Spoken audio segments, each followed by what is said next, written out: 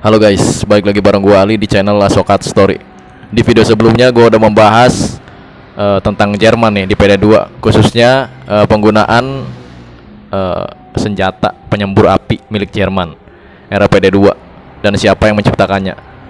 Dan di video kali ini gue akan membahas tentang Jerman lagi nih geng, tapi dengan topik yang berbeda pastinya lah, yaitu satu hal yang sangat ditakuti oleh pihak Jerman era PD2 nih.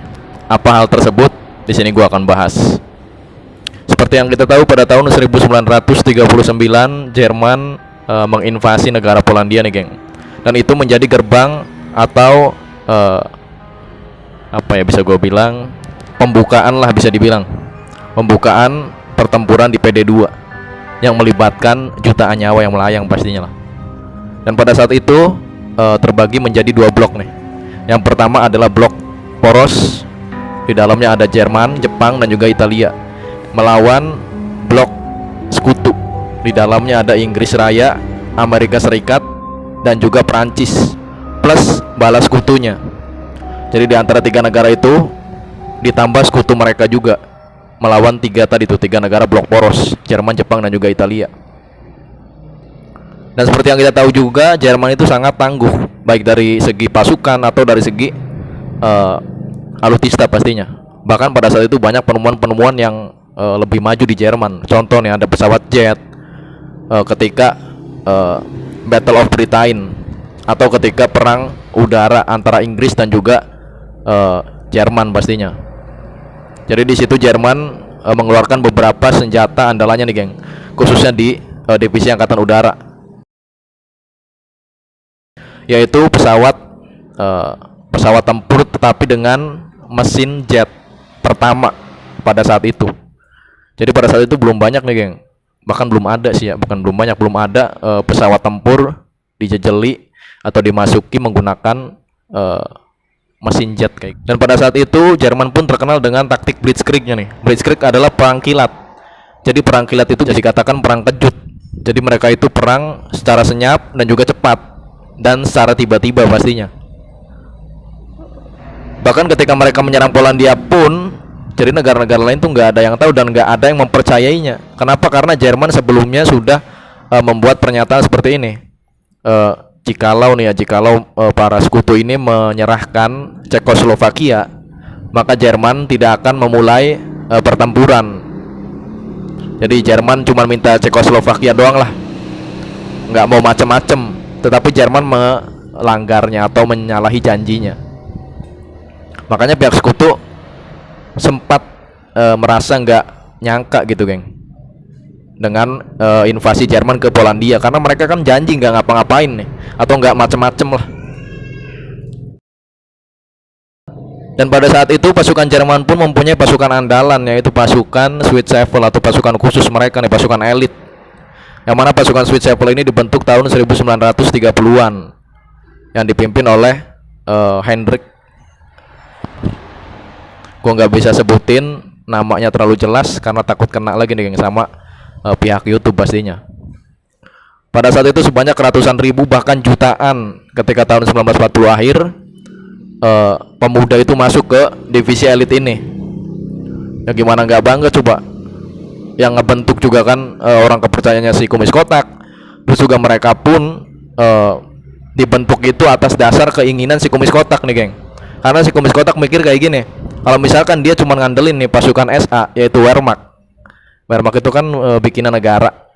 Jadi si Kumis Kotak kurang percaya terhadap loyalitas pasukan Wehrmacht atau SA ini. Makanya dibentuk lagi nih pasukan baru agar apa ya? Agar si Kumis Kotak ini ada yang nge-backup gitu, geng. Ada yang apa ya? Ada yang melindungi lah dan lebih solid. Makanya dia ngebentuk SS nih atau Schutzstaffel.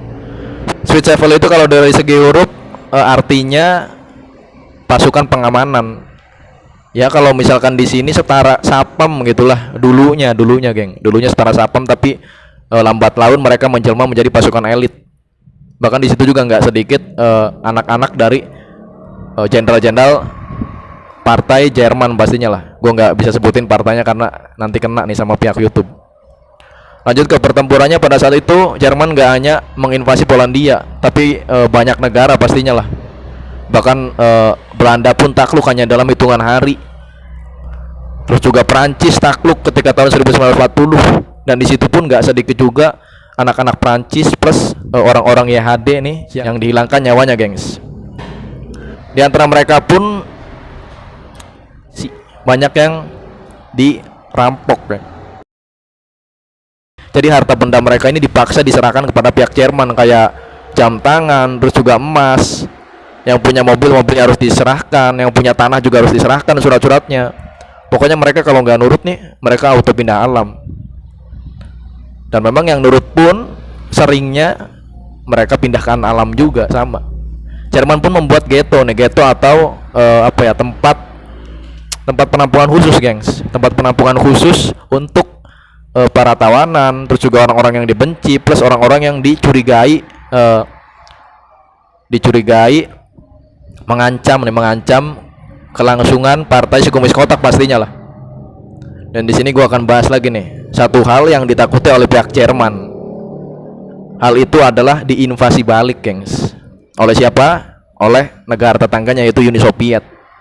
Bahkan pada saat itu Jerman sudah membuat perjanjian nih, perjanjian Molotov-Ribbentrop, tetapi dilanggar.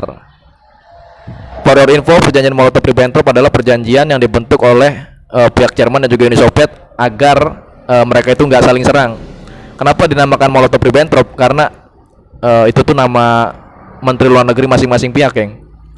Jadi nama menteri luar negeri Jerman bernama Ribbentrop, terus menteri luar negeri Uni Soviet bernama Molotov. Makanya dinamakan Molotov-Ribbentrop. 4 tahun setelah perjanjian tersebut, Jerman melanggarnya. Kenapa? Karena mereka nggak mau nih diinvasi duluan oleh pihak Uni Soviet pastinya lah. Si Komunis Kotak pun menyerang dengan operasi Barbarossa. Operasi Barbarossa sendiri terinspirasi dari nama kesatria Jerman, namanya Kesatria Barbarossa. Itu menurut penuturan si Komunis Kotak. Dan di sini pun nggak kalah bengis, geng. Kenapa? Karena banyak jutaan nyawa melayang. Bukan karena pertempuran saja, karena cuaca atau medannya, geng. Jadi di Rusia sana atau di Uni Soviet sana lebih dingin berkali-kali lipat dibandingkan Eropa lainnya nih, dibandingkan Eropa Barat lah gampang, itu kan Eropa Timur tuh. Jadi suhu terdingin di sana itu ada minus 72 derajat, gengs. Gila lu bisa bayangin. Jadi 70 kali lipat lebih dingin daripada kulkas-kulkas di rumah kita tuh. Baik lagi ke pembahasan awal, jadi Jerman tuh takut banget, geng. Takut banget diinvasi lebih dulu, makanya mereka menginvasi duluan nih. Begitupun ketika mereka menginvasi Perancis, menginvasi Belanda, mereka takut juga tuh. Dan berpikiran mereka nggak mau diinvasi. Makanya mereka lebih baik menginvasi dulu lah, dengan segala resiko yang ada. Makanya nggak sedikit juga jenderal-jenderal Jerman yang melarang si Komunis Kotak untuk menginvasi lebih dulu karena resikonya gede. Resiko kalahnya maksud gua. Buat kalian yang menambahkan, silahkan tambahkan di kolom komentar di bawah. Dan buat lo yang suka dengan video gua, pasti lu udah klik tombol subscribe dan logo bilang dari sampingnya gua Ali. Kita ketemu di video berikutnya, terima kasih.